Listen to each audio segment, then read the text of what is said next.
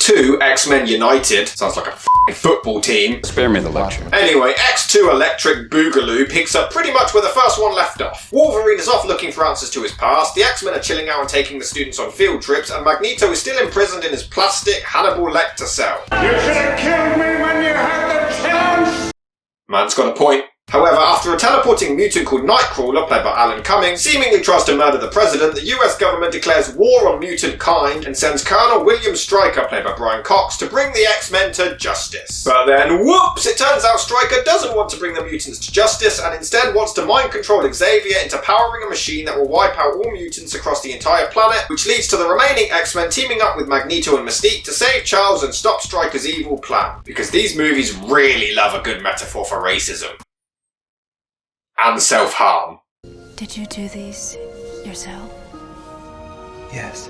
After the financial and critical success of the first film, the production of X2 X-Men Harder was quickly greenlit in November 2000 on a much bigger budget of $125 million, and Bryan Singer was quickly asked to sign back on as director. Why this happened after he was such a massive pain in the ass in the first one, I have no idea. Why are you being such a dick? Yeah, why are you being such a dick? Singer wanted X2 Welcome to the Jungle to be the franchise's equivalent to The Empire Strikes Back, where the characters would be split up for much of the movie, with significant plot twists and lasting consequences. David Hayter, who wrote the first film, was brought back to write the script with Singer, whilst another writer, Zach Penn, was brought on to write a separate screenplay that would later be combined into one. Where did you get this information? The initial plan for X2 The Wrath of Khan was for the movie to be an adaptation of the famous Phoenix saga from the comics. But during the writing process, Zach Penn convinced Singer that the franchise's world should be more established before going cosmic, and that the movie should instead be based on a much more grounded storyline. Much more grounded. I keep feeling something terrible is about to happen. The writers eventually settled on the graphic novel God Loves, Man Kills as the basis for the movie, and in October 2001, the first draft of Dawn of the Planet of the X-Men was complete. There were some changes made to the original story. In the comics, Stryker was a reverend rather than a military man, as the graphic novel was written partly as a critique on the rise of televangelism in the 1980s. However, the general plot was kept largely the same, where Stryker kidnaps Xavier in an effort to wipe out mutants, and the X-Men team up with Magneto to stop him. That's the idea. With the first draft finished, Michael Dougherty and Dan Harris were brought in to polish the script, and they ended up submitting over 27 drafts to Singer. Throughout this process, many characters had to be cut to avoid overstuffing the story, including Sabretooth and Toad from the first movie, as well as Angel and Beast, and an opening scene with the X-Men fighting Sentinels in the Danger Room had to be cut due to budget concerns, though this concept would eventually be used in the next one. Thanks. More rewrites were then commissioned to give Storm more screen time after Halle Berry won an Oscar for Monsters Ball in between movies, so she earned a much shorter wig, which still looks fake as but it's shorter, so it's fine. And several scenes involving a brainwashed Cyclops under Stryker's control were removed for pacing reasons. That's real cute, man. Filming on X2 When Nature Calls was due to begin in March 2002, but delays in the actors' schedules meant that it was pushed back to June, eventually wrapping by that November, but it wasn't easy. A number of on-set accidents occurred. When filming the scene where Pyro blows up several police cars, cinematographer Newton Thomas Siegel and two drivers were nearly killed as one of the explosions went off too close to the camera. In addition, when shooting the Weapon X flashbacks, Hugh Jackman performed naked on set, and during one of the takes where Logan runs down a corridor, a number of female cast and crew surprised him from behind the camera. This startled Jackman so much that when he went to cover his groin, he ended up stabbing himself in the inner thigh with his claws. Could have been worse, considering the circumstances. You're lying! But Bryan Singer was once again a nightmare to work for. His drug addiction had gotten worse between films, which led to him constantly having shouting matches with the cast and crew. Reportedly, during one particularly heated argument with Halle Berry, she ended up storming off the set saying, "You can kiss my black ass." It got to the point that a number of cast members staged an intervention for Singer in his trailer, which angered him so much he yelled, "You people are full of f***ing shit.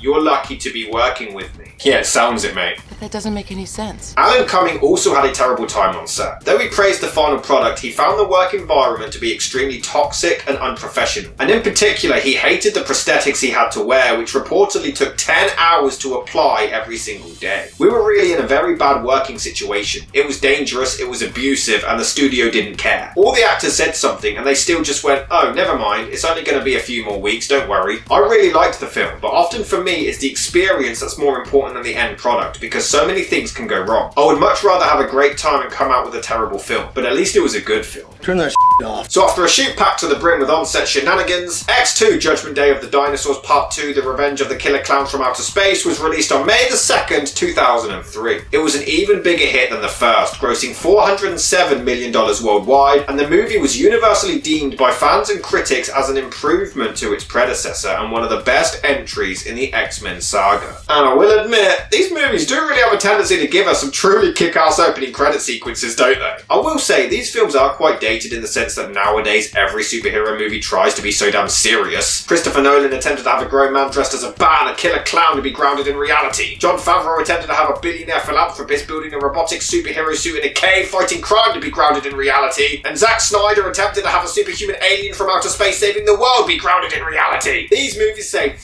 it, we're mutants. Let's have a blue devil man teleport around the White House while listening to Mozart. Look at all this shit. It is actually quite refreshing to see them not attempt to make a joke out of it, but also not attempt to hide how silly these concepts are. Although this one is a lot more political than the last. Yeah, there is a lot of this film that I just don't find particularly engaging.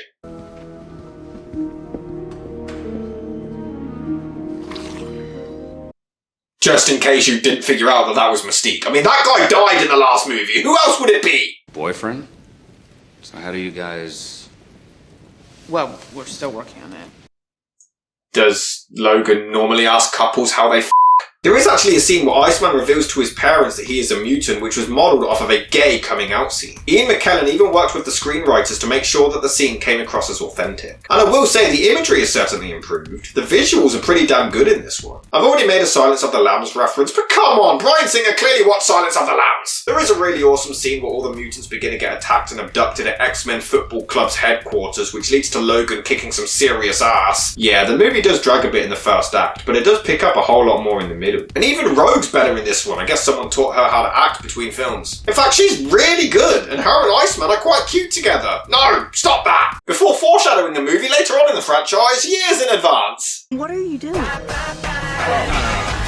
I'll fully admit, this is definitely a me thing, and maybe it's because I didn't watch the films as they came out. I used to be a big fan of the animated show when I was a kid, but watching these now, I'm not sure what it is. I just struggle to get massively invested. I liked the first one fine, but here, I don't really find the villains that interesting. Brian Cox does a good job as Stryker, but he's nowhere near as compelling as Magneto was in part 1. He's just kind of a generic army colonel. The stuff with him and Logan's past is pretty interesting, but other than that, his characterization is quite thin. He also has some really weird dialogue. I was piloting Black Ops missions in the jungles of North Vietnam where you were sucking on your mama's tit at Woodstock, Kelly.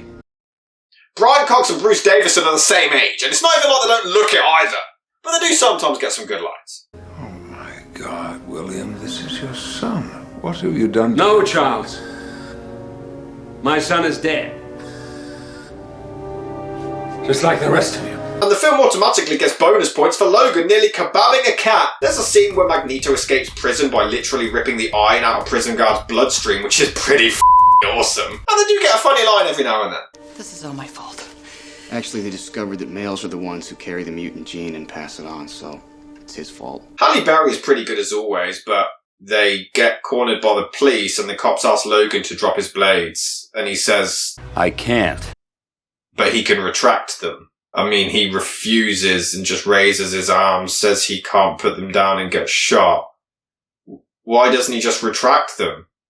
Why'd he get shot and risk himself and others being kidnapped? Just retract the claws, you Wolverine! Oh well, Pyro going all arsonist on their asses is pretty damn cool. We get a generic flying scene from every movie ever, but I just can't get into this and I'm not even sure why. The movie has great moments of action, but then there's multiple points where the plot stops dead in its tracks for minutes at a time. The pacing is just so off. Once again, you think it's all about you. Oh, hello.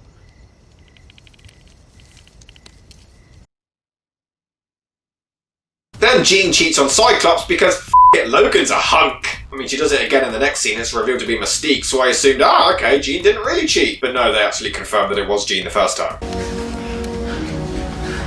You okay? Dude, your boyfriend is in the room! Oh, and I know I said that this movie embraces its silliness, but I'm sorry, sometimes I just can't let it slide. Step away!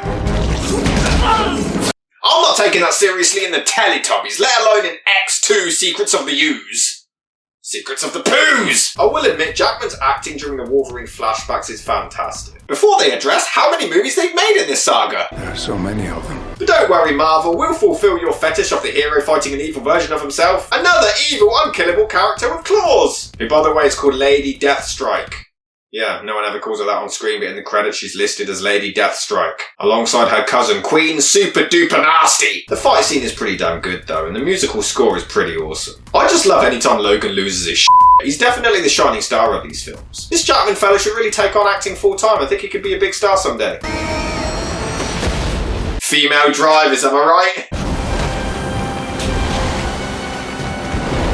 You know, wouldn't it just be very handy if we had a mutant who could control the weather? Or a mutant who could freeze water? Yeah, this entire climax makes no goddamn sense! Even in the animated show, Storm uses wind to move water. You've got Iceman who could freeze the damn water. Even Jean can fly! I know what I'm doing.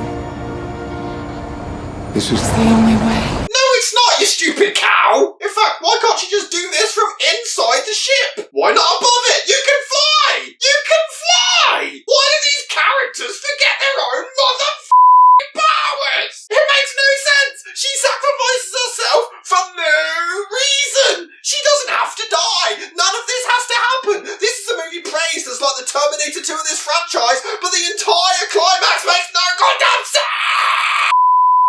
Okay. I do apologise for that. I just get a bit worked up when the third act that wasn't planned when filming had already begun.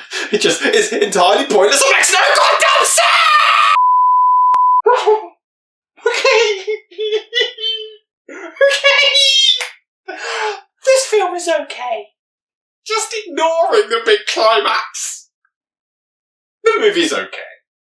This is gonna be a hot take, but I do prefer the first one. I do, and I'm sorry. Maybe I watched these movies too late, or I just don't have the connection to the characters, but I really struggle to get invested at points. That being said, the acting is fantastic across the board, the music and action are great, and the special effects have significantly improved since part 1. They're well produced and put together. I just found myself bored for a lot of the runtime. And then they gave us a third act that makes no sense, and I'll kill you, let him have me, that makes no sense!